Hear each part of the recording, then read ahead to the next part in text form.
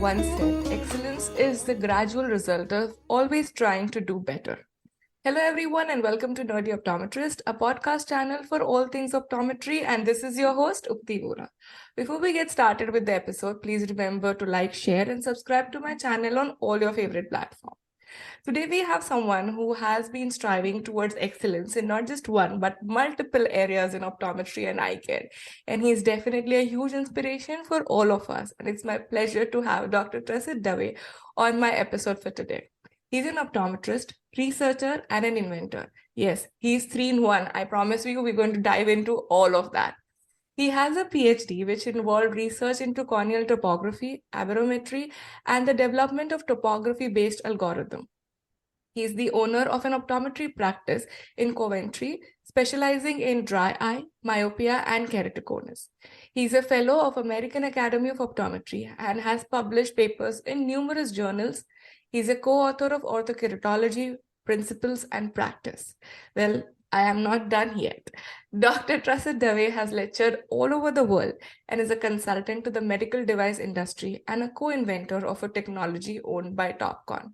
Dr. Dave is the founder and chairman of Optimed, the developer of CAPTIV8 Connect, a patient engagement, e-referral, and digital healthcare solution for ophthalmologists and optometrists. As you can see, he has achieved a lot, and that truly proves he is a nerd. So welcome to the nerdy family, Dr. Dave. It's great and an honor to be called a nerd. Thank you for saying Dr. Dave, which is really nice to hear. Because my entire life it's been Dave. And I remember years ago, I published an article with a very good friend of mine, David Ruston.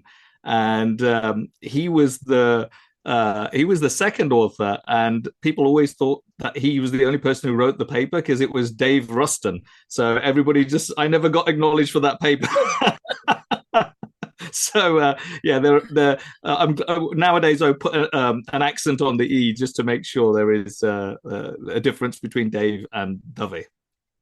Yeah, I know. I think those things do help, right, with people with pronunciation. But yes, I definitely can say Dave and did pick it up the first time I read your name. So that's great. Thank you. And yes, at Nerdy Optometrist, we do acknowledge and we have all the cool nerds in the eye care industry who has been part of this podcast. So we definitely make nerd and nerdy really cool out here. And nerd is the new cool. That is the new cool. Absolutely. And I know that, your introduction is like a little, just a glimpse of all that you have done over the years. But I would like you to kind of step back and go really, really from where everything started. Because some of my guests did bump into optometry. Some of them had optometry as their plan since they were kids. I want to know, how was your journey? How did you bump into optometry and eye care? Yeah, so I guess you only know about optometry if you've got somebody in your family who is in the healthcare industry. In my case, it was nothing like that at all. And for me, it was more or less a visit to the optometrist. I'm quite proud to say I've got nice 5 diopter sills in my glasses. So, you can imagine I was frequenting the optometrist quite a lot as a young boy. So, it got me interested in it. And especially the fact that it's kind of a profession, which is a healthcare profession. It's got medicine involved in it. It's got a business aspect to it. But what really drove me was the fact that I had autonomy. So, I don't think I was ever going to be someone who will kind of work in a kind of corporate environment. It really wasn't for me. And the fact that I could have my own practice, grow it how I wanted to, develop it, specialize, and do all those great things that independent practice allows you to do is really what kind of drove me into it. But I have to give full credit to your optometrist who encouraged you and showed you these different aspects that this industry offers, because I totally agree. It has so much to offer in terms of the business, the clinical, the research, and I think you've done most of it in your introduction, as I've highlighted, that you've done innovation, you've done business, you have done research, like you've done it all. But tell us a little more about, it's great that you wanted to get into optometry, but you have achieved a lot. So let us talk about your professional journey a little bit, and if you can break it down of how did each of these things happen? I went straight from school. So in the UK, you do your A levels, and I was sort of a July baby. So that means that I was probably the youngest in the year. I'd finished my A levels at 17. So I went into university just at 18 to do optometry. And unlike the US, we don't have like a graduation program for a basic, like a medical or a science foundation. You go straight in. So by the time I finished my optometry degree, I was 20. So then we have like a year and a half professional exam. So 21st birthday, I was a qualified optometrist. And I was sort of sick and tired walking into practices. And I was sick and tired during my professional year. Patients sort of saying, are you sure you're qualified? Are you sure you're qualified? And it really just bothered me. And I just could see the fact that it's just going to happen for a number of years in my career. So I kind of took the step that I wanted to go into higher education. So I wasn't sure at that stage. So I'd had an offer for a place of medicine at the University of Birmingham, and also an offer for a PhD at Aston University. So my undergraduate was at City in London. And then because of the way the funding system works here, a 6-year, 5-year medical degree would have been self-paid, which kind of at the time it was an unaffordable thing to do. And my PhD was funded. So I kind of took the decision to go and do the PhD, which was, for me, looking back now, probably was the best thing. And I always sort of think whatever happens for the best. And I think it was the right decision for me, because I wouldn't have done all the other things I do, because although I love the clinical side, there are a lot of the business side and the development side that I wouldn't have ever had that exposure to if I was a full-on ophthalmologist by this time. So I'm pleased I did what I did. So did my PhD.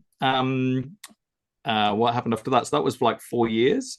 Mm-hmm. And then on the day of my viva, I sort of thought about having my own practice. Although I enjoyed research, I didn't enjoy the red tape surrounding research. I felt I could still do that from my own practice. And so I decided to start a practice from scratch. So I didn't buy an existing practice, bought a building, and started the practice. This is going back 27 years ago now. And started it from scratch and sort of built it up from 0 patients to where we are today, where we're running like 2, sometimes 3 consulting rooms practice. And it's a full-time practice, although I'm not there full-time. I'm sort of there maximum three days a week, and then I split my time. So shall I carry on? Yes. I actually also had a question before we kind of talk about the latter half of your journey. This was really interesting where you mentioned that, you did your PhD and it gave you an aspect about like business and innovation. Usually PhD is kind of tied with the fact that, you're only going to do research, publish papers, and like that's the set mentality, right? But I liked how you mentioned it helped you with the business, it helped you with innovation, it helped you with a different perspective. Can you talk a little bit about that aspect with PhD? Sure. So my PhD wasn't. It had a bit of a clinical element to it, but we're on the nerdy optometrist, so I'm a bit of a maths geek. I love maths. I'm a bit more of a nerd in that side of things. So my PhD was all about corneal topography. So in those days, topographers had just come out. I remember the amazing topographer was the ISIS and the TMS-1. So that had just come out, and so I was very lucky to have got a PhD, which was to do with topography. So although it didn't tell me anything about business, it taught me about product development, and it taught me about obviously developing algorithms and testing those algorithms, and then testing them on a cohort of patients. And prior to that, even just artificial models of structures. So it gave me a huge learnings on product development, I guess, if I reflect back. And obviously publications were absolutely essential in that area. But it was a good time to do that PhD, because that's when things like refractive surgery, PRK were just coming on board. There was a lot more interest on RGP fittings for keratoconus rather than sclerals, as well as Ortho-K, obviously. And that kind of probably leads to the next part, which is the Ortho-K. Yes, yeah, I think that's a good segue. And I really liked how you mentioned and did talk about product development. And I think I would want to kind of talk about it a little further ahead in our conversation. But yeah, let's talk about the second part of your journey about orthokeratology and everything that you're doing like now. So yeah, I guess you could kind of split it up into two areas. One which is kind of clinical, that side of my life, and the other side is obviously the product development side. So there's a number of people who are kind of key in that area, but certainly in terms of something like Ortho-K, I remember I mentioned Dave Ruston, who's now in the corporate side of industry. And of course, that's another career development path that people shouldn't forget.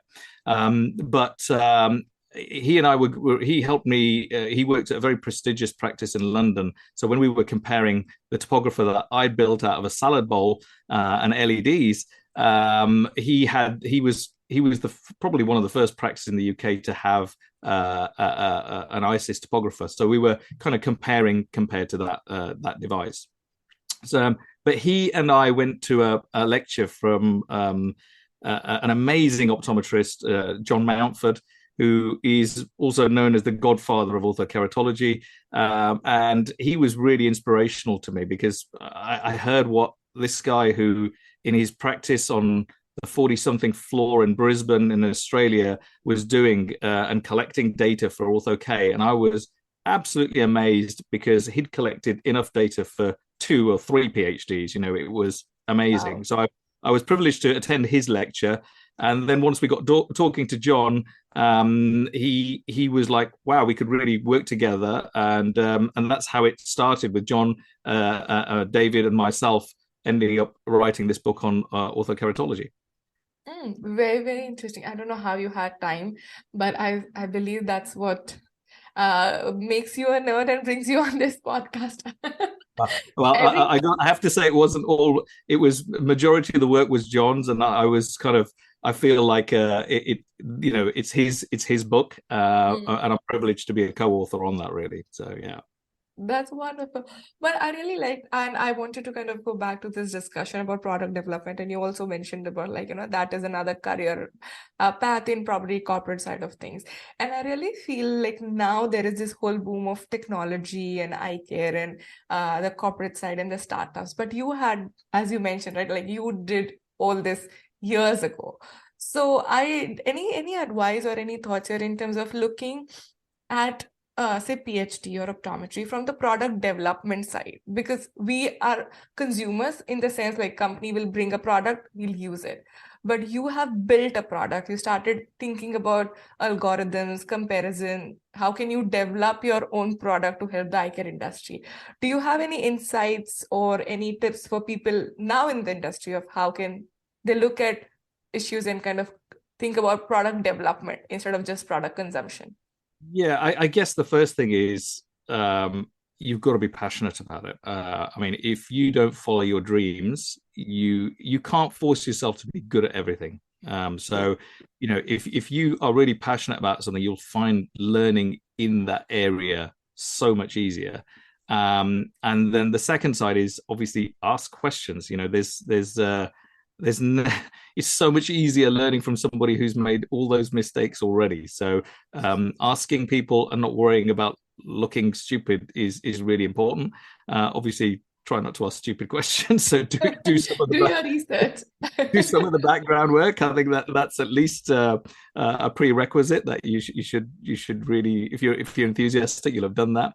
And then the rest will kind of lay itself out, because your interest in that area will drive you to attend more meetings, to meet the right people. And there's obviously you've got to have a little bit of luck. I was fortunate enough to have a gentleman called Andrew York, who really who is managing director of Topcon actually in the UK now.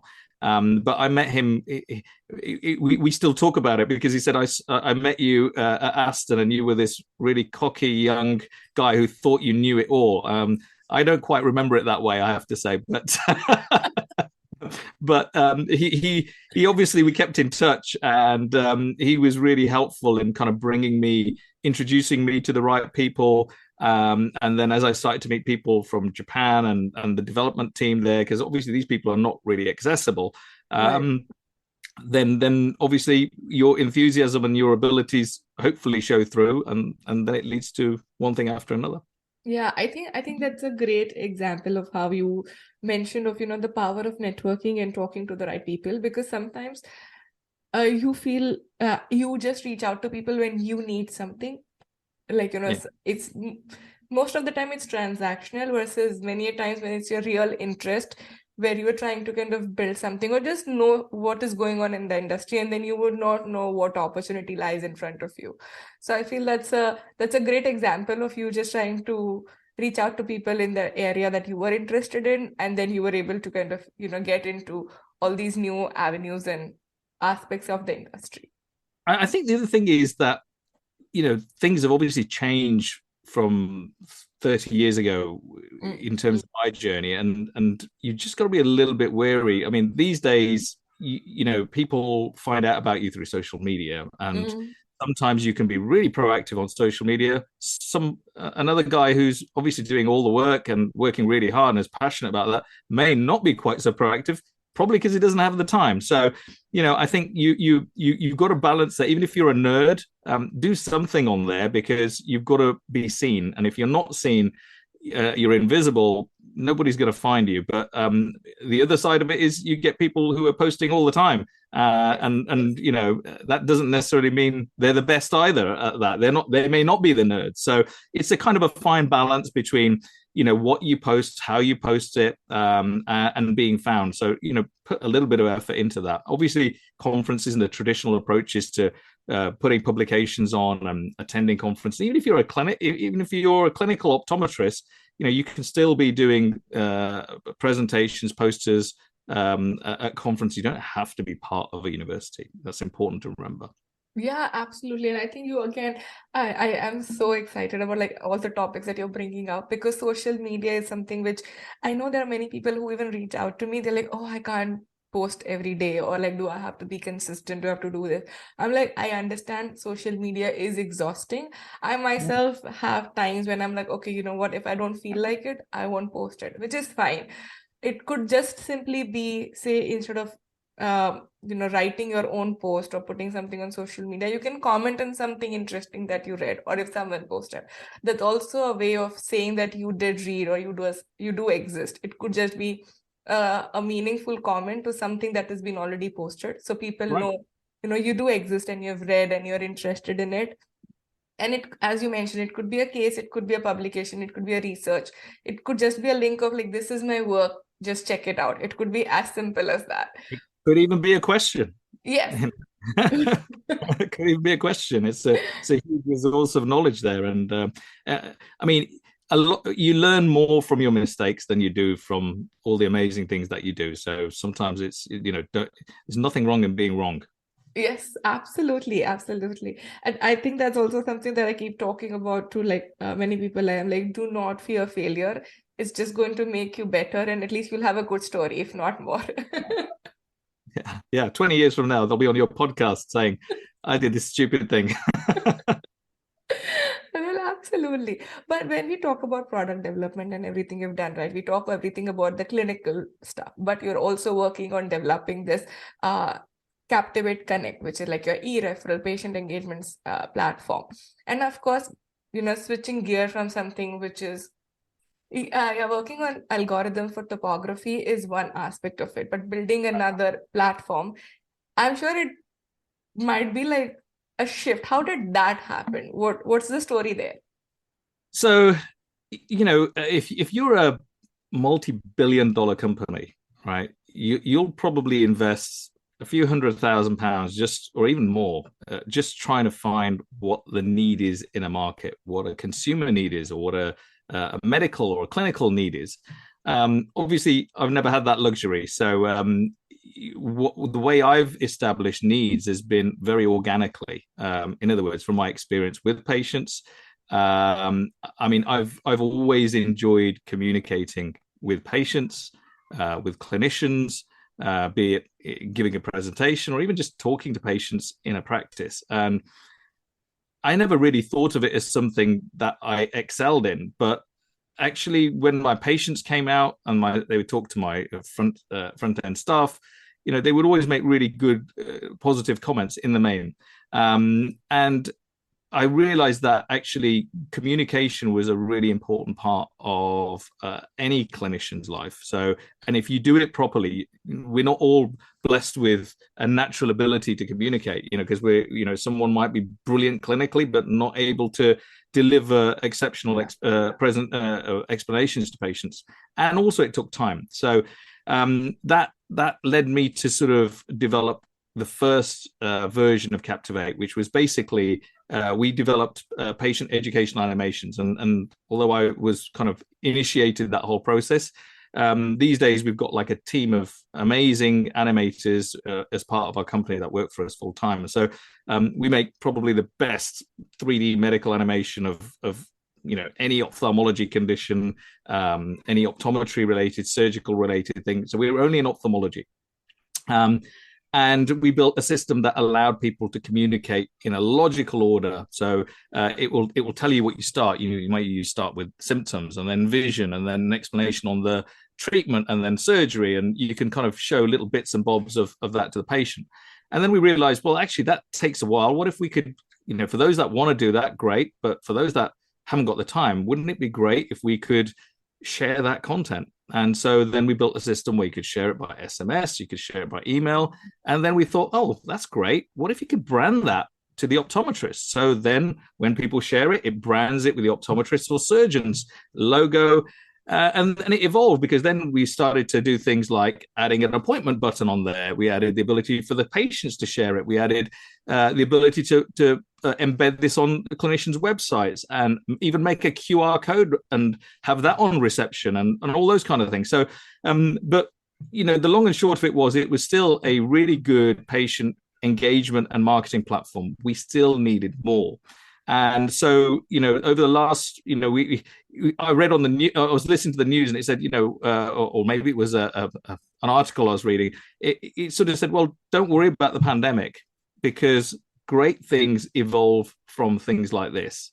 And that really resonated with me because I thought, wow, okay, the clinics are closed. It's time to just pause and think and just, put a strategic plan together and think about what we're going to do next. What direction do we need to move into? And I had always felt that optometry and ophthalmology, rather than being, like this, they needed to be like this, and we're fortunate in the UK, we don't have such antagonism at all with ophthalmology. And we tend to work really, really well together. So we decided to build a referral platform. So to connect all of our optometrists and ophthalmologists together, building a secure system that would allow referral back and forth, two-way referral, with obviously the ability to add these all the great imaging that optometry practices have invested in, be it OCT, topography, all the different scans and things that we take, Optomap images, and being able to put these automatically into a referral so that when it goes to an ophthalmologist, they've got all this amazing data at hand. So, and that whole thing connected to a point where we've consolidated the engagement, the education, the referral, and now also digital consent or electronic consent built into the same application, because consent's not just important for ophthalmology, it's mandatory for ophthalmology, but these days with optometrists doing things like myopia management, ortho-K, contact lens consent, Optometrists here are also, in hospitals, certainly they're doing things like intravitreal injections, retinal lasers, corneal cross-linking,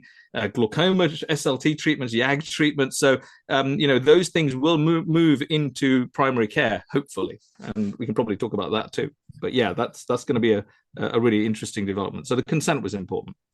I think this is very interesting how just the small idea of creating patient education material did flourish into such an amazing platform which has so much more. And there's this saying where we say like an idea can change your life. I think that this is a true example of an idea of just making better communication and like then spreading it across and helping other people led to so many other pieces that you did build together and put in a strategy to it. So I think this is really interesting for anyone who has an idea. I would say just go for it, move forward, discuss it with the right team, and you never know what that idea can lead it to. And one other word, persistence, because that original idea may not work. Right. But you may have something there that just needs a lot more, as we would say here, meat on the bones. You need to add a lot more to it because in its current form, it's not quite ready. So, Right. and some people kind of regard that as a failure, or some people think, well, okay, it's not going to work, or but everything starts from a fundamental basis, and you have to grow that. So, when you have rejections or hurdles or barriers to adoption, they're not really barriers. Right. They're it's and it's I can tell you hand on heart, when you're the developer of these things, it hurts when you hear that, when you get those barriers, it really hurts. So but you've got to have thick skin and you've got to have that determination. And the one thing I learned was, don't regard those barriers as being negative. They're just another great suggestion to go and develop that additional part that you need. Obviously, you just don't go and build everything that your people suggest willy-nilly, because you have to investigate it. But in general, as a general rule of thumb, there's a reason why people aren't buying your stuff. It's because there's a reason behind it. They might agree on the fundamental principles of it. It just needs more work to it. And once you've done that, it will flourish. And you can see that history in so many entrepreneurs who have come from nothing and made something of themselves. It's that drive and persistence to know that what you've got to believe in, and it realize that you've got to make it better and continue to do that. I think that's wonderful how you brought and did talk about these challenges, because that was going to be my next question, that we did talk about all amazing things, but tell us a little more about roadblocks. You did guide us on, how to kind of take that and make it into a more positive change to make your product or like your idea more meaningful. But what has been your biggest challenge throughout your journey? Because I'm sure there'll be many, but if you can share like few of them, and how did you overcome that? Ooh, time, I think, and time management is probably the biggest challenge. So I think balancing all those things with your clinical role to a development role, and obviously the most important thing, your family, is definitely a challenge. So it's, again, I think I'm really blessed with having a great family, or great wife and kids that are always behind me, and they're really interested in what we do, or what I do with a team, and a great team that I'm part of. So, the guys who work within the company, they've been with us from day one and have been with us for like 15 years, so they haven't moved on. They've stayed with us and they're behind it. So I think those are the great things. The challenges, in addition to time, well, I guess your mental health, so having an outlet is really, really important. It's something you read about, but we all, especially entrepreneurs, they're terrible at understanding that they need to have an outlet. You don't think you can just work every hour of the day, because it's not good for you. It's not good for your mental health. Do something that is going to take you out of that zone, because 3 hours of tired thinking is equivalent to 30 minutes of, amazing Productive thinking. thinking. Yeah, that's true. Yeah. So, I mean, you need that time out. And it's no surprise when people come back from a holiday, they're so much more invigorated, motivated. You need those things. So plan that. It's not a competition of who does the most hours. It's the quality of those hours that's important. That's absolutely, and I so love that you did bring this up, because I was also going to ask you, like, does it get overwhelming with like so many things that do exist with, you have to kind of present, give a talk, have your own clinic, work on your product, and like the software side of things. It can be overwhelming, along with your family, right? And that's something that I'm so glad you did bring it up, because sometimes I just have like a job and a podcast, I would say, but even with two things plus your family, you can sometimes feel I'm not in the right mindset to do this, but you're like, no, I have to do it. So that, do I want to do it versus do I have to do it? That struggle keeps on going back and forth, and it just takes out the productivity or the fun out of the process. It just becomes a chore instead of an actual fun activity that you started working on. So I think that balance is really important. And obviously, if there are deadlines, you can say no, Yeah. that you can't do it. I mean, it's about what you produce at the end that's important, and also, if you can't do it, you can't do it. But ultimately, it's only a matter of time when it will be done. So, time will deliver all the deliverables. So let time happen, but don't kill yourself doing it. Make sure you take that time out for yourself. But yeah, absolutely. That's a great advice, and I really loved how you said, like, don't kill yourself, because with you doing so many things, if you have time, I'm sure we all can do better with our time management. Time management, delegation. I think again, it's another problem with. I think if you're a small company and you're the kind of person leading a team, you tend to want to do things all yourself, Yes. and sometimes you're not the best person to do it. Right. It's been a lesson I learned the hard way, really, not through advice, but I delegate a lot more, and it's really important to delegate. And actually, people who you give those opportunities to, they relish doing them, and they pick up things that you don't. So it's really, really important to have that as a team. And even in modern healthcare, you have a multidisciplinary team. You have teams that do different things. So, and it's important to not just let those teams do their things, but to get together and talk about what each of those roles have been, and discuss individual things. Or it could be a project, it could be a patient, it could be all sorts of things. But sometimes when you've sat together and discussed it, it brings up things that you didn't realize, because in your own little world, you're in your consulting room just doing one thing. You don't know what's gone out on this person in location A, location B, or location C in your practice. So having a joint collaboration is really, really important, and that applies whether it's optometry, ophthalmology,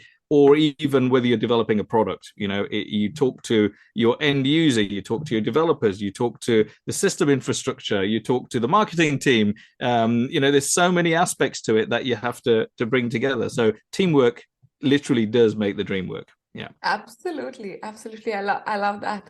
And I think now we did talk a lot about, like, the practice, your journey, and everything that you've done. But now we would like to dive into my game segment, which is another fun segment that I really enjoy.